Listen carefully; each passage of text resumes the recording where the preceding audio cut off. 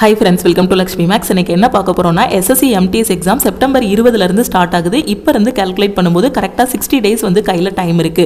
So நம்ம Lakshmi Max ஆப்ல last week SSC MTS க்கான செகண்ட் செலக்ஷன் பேட்ச் வந்து ஸ்டார்ட் பண்ணோம். அந்த பேட்சோட ஃபர்ஸ்ட் வீக்கோட பிளான் வந்து கம்ப்ளீட் ஆகிருச்சு.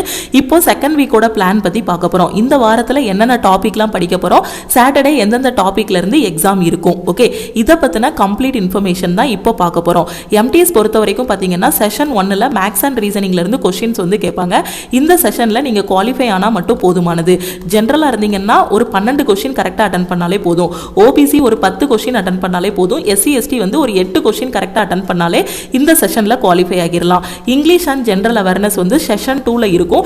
இதுல எடுக்கக்கூடிய மார்க்கை வச்சு தான் நம்மளோட ஃபைனல் செலக்ஷன் வந்து அமையும். நம்ம ஹவல்தாராவும் செலக்ட் ஆக முடியும், MTS ஆவும் செலக்ட் ஆக முடியும். ஓகே, சோ இதுக்கு தகுந்த மாதிரி தான் நம்மளோட பிளான் வந்து கொடுத்திருப்போம்.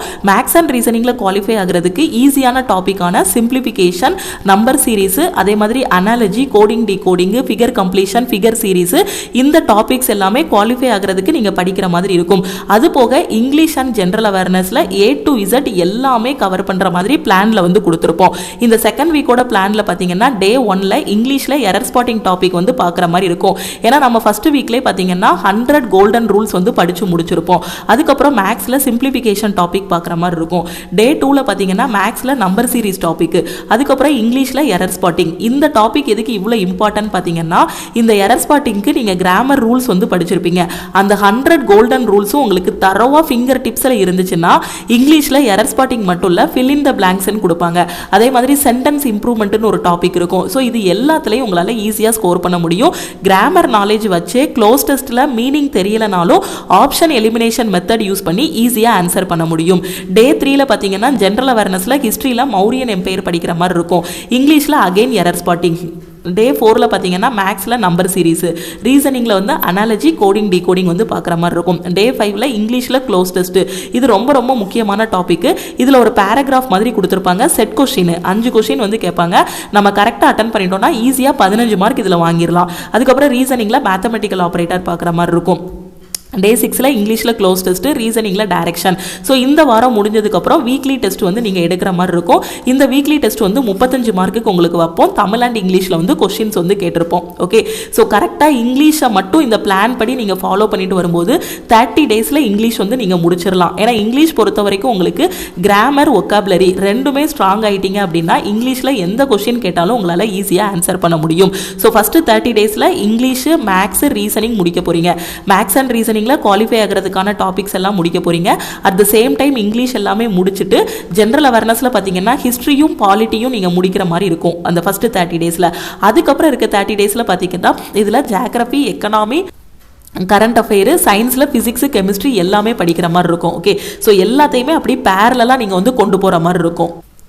ஸோ டாபிக் வைஸ் வெயிட்டேஜ்னு பார்த்தீங்கன்னா எரர் ஸ்பாட்டிங்கில் 3லேருந்து 4 question, fill in the blanks வந்து 3லேருந்து 4 கொஸ்டின், சினானிம்ஸ் ஆண்டனிம்ஸில் 2லேருந்து 3 கொஸ்டின், மிஸ்பல்ட்டில் 3லேருந்து 4 question, idioms and phrases, one word substitution, sentence improvement, cloze test. இதுதான் இங்கிலீஷோட சிலபஸே.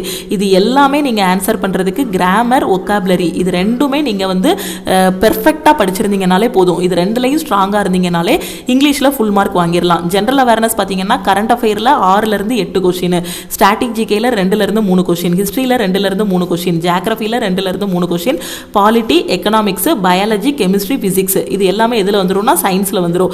அது போக கம்ப்யூட்டர்ல 2லேருந்து 3 கொஸ்டின். ஓகே, சோ இந்த டாபிக்ஸ் எல்லாமே தரவு பண்ணிட்டீங்கன்னா ஜெனரல் அவேர்னஸ்லயும் நீங்க ஓரளவுக்கு நல்ல ஸ்கோர் வந்து வாங்கிடலாம். அப்போ ஓவராலா பார்க்கும்போது 50 கொஸ்டினுக்கு 40 கொஸ்டினுக்கு மேல உங்களால கரெக்டா அட்டன் பண்ண முடியும். இந்த 60 டேஸை நீங்க கரெக்டா யூட்டிலைஸ் பண்ணீங்க அப்படின்னா ஈஸியா MTS வந்து கிளியர் பண்ண முடியும்.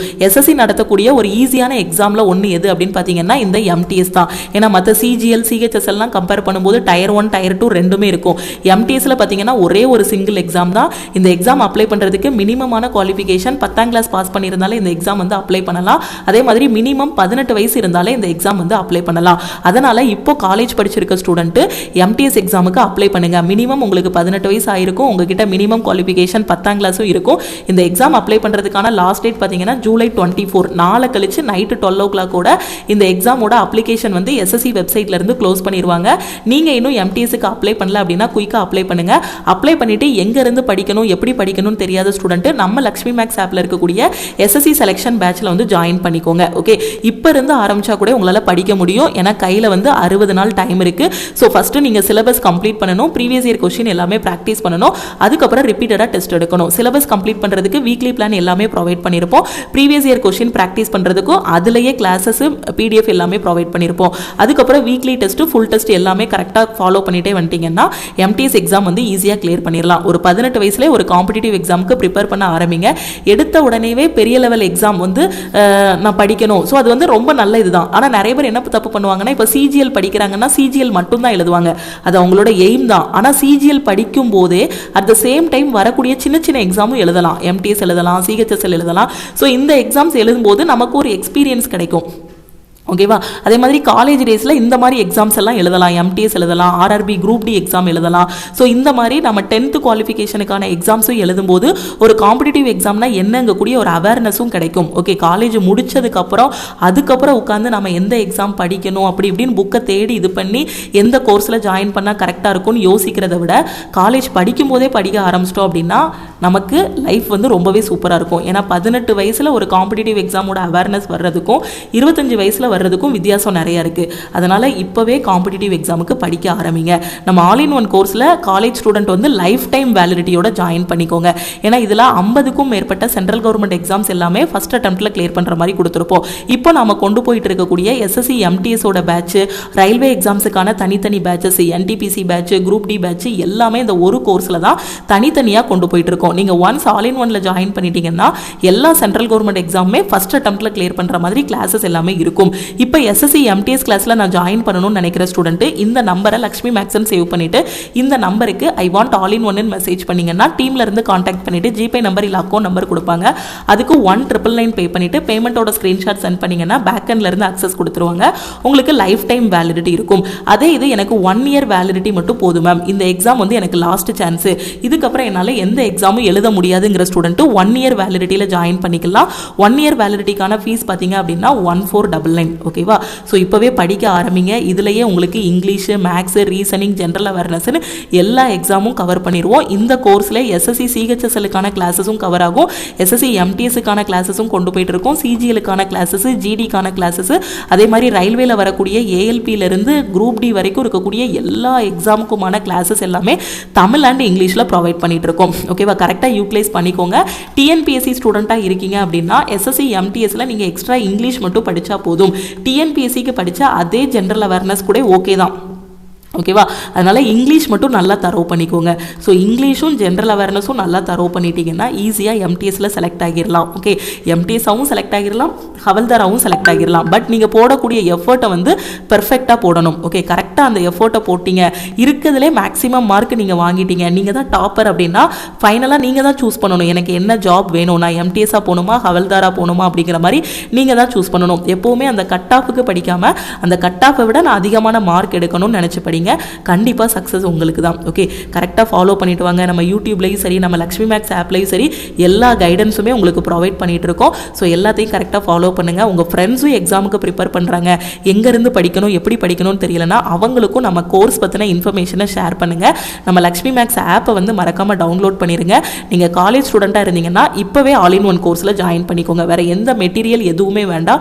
இந்த கோர்ஸ்லேயே உங்களுக்கு மெட்டீரியல் கிளாஸஸ் எல்லாமே கொடுத்துருப்போம். உங்கள் வீடு தான் கோச்சிங் சென்டர். உங்கள் கையில் இருக்கக்கூடிய லேப்டாப் அண்ட் மொபைல் ஃபோனை கரெக்டாக நல்ல விதமாக பயன்படுத்தினீங்க அப்படின்னா உங்களோட ஃபியூச்சர் வந்து ரொம்பவே சிறப்பாக அமையும். பாசிட்டிவாக இருங்க, நம்மளால் முடியும் நம்புங்க.